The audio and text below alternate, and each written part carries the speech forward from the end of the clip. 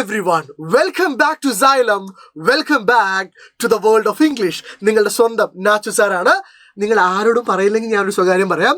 ഇതൊരു promotional video ആണ്. ഇന്ന് വൈകുന്നേരം 7 മണിക്ക് നമ്മുടെ SSLC ചാനലിൽ സെക്കൻഡ് ടേം എക്സാം ഇംഗ്ലീഷിൻ്റെ മുഴുവൻ ഡിസ്കോഴ്സുകളും ഗ്രാമർ ടോപ്പിക്കുകളും ഡിസ്കസ് ചെയ്യാൻ വേണ്ടി നമ്മളൊരു മെഗാ മാരത്തൺ കണ്ടക്ട് ചെയ്യുന്നുണ്ട്. സോ അതിലേക്ക് നിങ്ങൾ എന്തിന് വരണം എന്ന് പ്രൂവ് ചെയ്യാൻ വേണ്ടിയിട്ടാണ് ഈ വീഡിയോ കേട്ടോ. ഇന്ന് നമ്മൾ ആ മെഗാ മാരത്തണിൽ ഡിസ്കോഴ്സുകൾ എങ്ങനെയാണ് പറയുന്നത്, വെറുതെ റോഡ് ലേണിംഗ് നമ്മൾ എൻ്റർടൈൻ ചെയ്യുന്നില്ല, നേരെ മറിച്ച് നമ്മളൊരു എക്സാമ്പിൾ ഒരു ക്വസ്റ്റൻ എടുക്കുകയാണ്. ഇപ്പോൾ ഈ ക്വസ്റ്റൻ നിങ്ങൾ എല്ലാവരും ഒന്ന് വായിച്ച്, ഇത് ഏതാ ചാപ്റ്റർ വാറാണ്. സോ നിങ്ങളോട് എന്ത് പ്രിപ്പയർ ചെയ്യാൻ പറഞ്ഞത് ഒരു റൈറ്റപ്പ് ആണ്. ഏത് ടോപ്പിക്കാണ്? On how war effects the common people.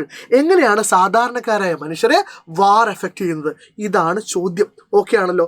നോക്കൂ, ഒരു റൈറ്റപ്പ് എഴുതാനുള്ള ടെക്നിക്ക് എന്താണെന്നൊക്കെ നമുക്ക് ലൈവിൽ പറയാം. ഏറ്റവും സിമ്പിളായിട്ട് ഇത്ര ഓർമ്മിച്ച് വെക്കുക. ഒരു റൈറ്റപ്പിന് നമുക്ക് എന്ത് വേണം? ഒരു പ്രോപ്പറായിട്ടുള്ള ടൈറ്റിൽ വേണം. എന്നിട്ട് നമ്മൾ എന്ത് ചെയ്യുന്നു? ആദ്യത്തെ പാരഗ്രാഫ് എന്ന് പറയുന്നത് ഇൻട്രൊഡക്ഷൻ ആണ്. അത് എന്തുമായിട്ട് കണക്റ്റഡ് ആയിരിക്കണം? ടോപ്പിക്കുമായിട്ട് കണക്റ്റഡ് ആയിരിക്കണം. ആൻഡ് രണ്ടാമത്തെ പാരഗ്രാഫ് എന്ന് പറയുന്നത് ബോഡി ഓഫ് ദ റൈറ്റപ്പ് ആണ്. ആ ബോഡി ഓഫ് ദ റൈറ്റപ്പ് പലപ്പോഴും നമ്മൾ ചാപ്റ്ററിൻ്റെ സമ്മറി അല്ലെങ്കിൽ ചാപ്റ്ററുമായിട്ട് കണക്ട് ചെയ്തിട്ടാണ് നമ്മൾ എഴുതുക. ആൻഡ് മൂന്നാമത്തെ ചെറിയ പാരഗ്രാഫിൽ നമ്മൾ എന്ത് എഴുതുന്നു? കൺക്ലൂഷൻ എഴുതുന്നു. അപ്പോൾ ഈ രീതിയിലാണ് നമ്മൾ എന്ത് ഫോം ചെയ്യുക?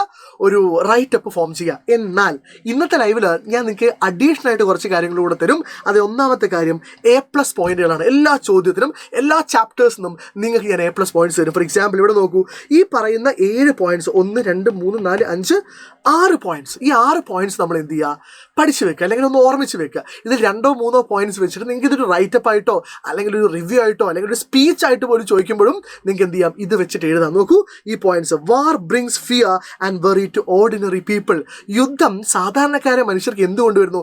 വെറിയും ഫിയറും ഒക്കെ എന്ത് ചെയ്യുന്നുണ്ട്? കൊണ്ടുവരുന്നുണ്ട്. Because they are afraid of losing there loud once. കാരണം അവർക്ക് ഏറ്റവും പ്രിയപ്പെട്ട ആളുകളെ നഷ്ടപ്പെടും എന്നുള്ള ഒരു പേടിയിലാണ് അവർ ഈ വാർ ടൈമിൽ മുഴുവൻ ജീവിക്കുന്നത്. Parents of soldiers feel deep sadness and anxiety about the safety of their children. അല്ലെ, യുദ്ധത്തിൽ പട്ടാളക്കാരുടെ അച്ഛനും അമ്മയുടെയൊക്കെ അവസ്ഥ എന്താണ്? അവർക്ക് വലിയ ആങ്സൈറ്റിയാണ് തങ്ങളുടെ കുട്ടികളുടെ സേഫ്റ്റിയെക്കുറിച്ച്. Many people try to hide their grief. ഒരുപാട് ആളുകൾ തങ്ങളുടെ ഗ്രീഫ് ഒളിപ്പിച്ചു വെക്കാൻ ശ്രമിക്കും. And appear brave but the sorrow runs deep inside. പക്ഷെ അവരുടെ സോറോ വളരെ ആഴത്തിൽ ഉണ്ടാവും, പക്ഷെ അവർ പ്രകടിപ്പിക്കില്ല, പ്രിറ്റൻഡ് ചെയ്യാണ് അവർ ബ്രേവ് ആണെന്ന്.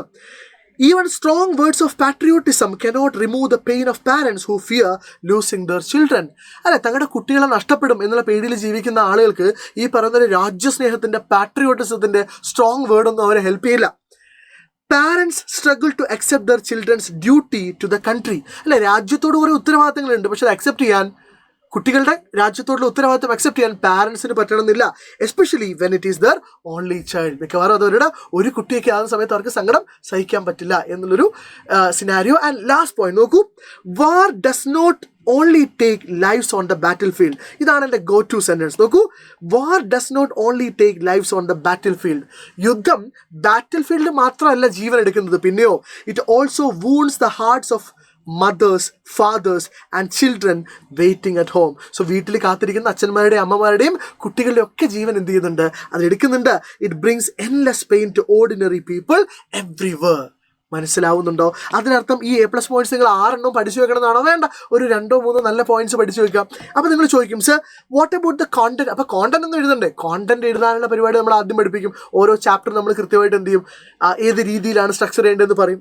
ഇവിടെ ഈ ഒരു കോണ്ടന്റ് നിങ്ങൾ പഠിച്ചു വെച്ചാൽ മതി, ബാക്കി ഇലാബറേറ്റ് ചെയ്യുന്ന പരിപാടി നമുക്കറിയാം. ഓക്കെ, സോ ഈ രീതിയിലാണ് നമ്മളൊരു റൈറ്റപ്പ് എന്ത് ചെയ്യേണ്ടത്? സ്ട്രക്ചർ ചെയ്യേണ്ടത്, പഠിക്കേണ്ടത്. അപ്പോൾ ഇതുപോലുള്ള ബാക്കിയുള്ള കാര്യങ്ങളൊക്കെ നമ്മൾ എന്ത് ചെയ്യും? ഇന്ന് 7 മണിയുടെ ലൈവിൽ ഡിസ്കസ് ചെയ്യും. ഉറപ്പായിട്ടും ഗംഭീരമായിട്ട് പ്ലാൻ ചെയ്തിട്ട് തന്നെയാണ് ഞങ്ങൾ വരുന്നത്. സോ നിങ്ങൾ അവിടെ ഉണ്ടായിരിക്കുക. Thank you everybody for watching. I will see you at 7 o'clock. By.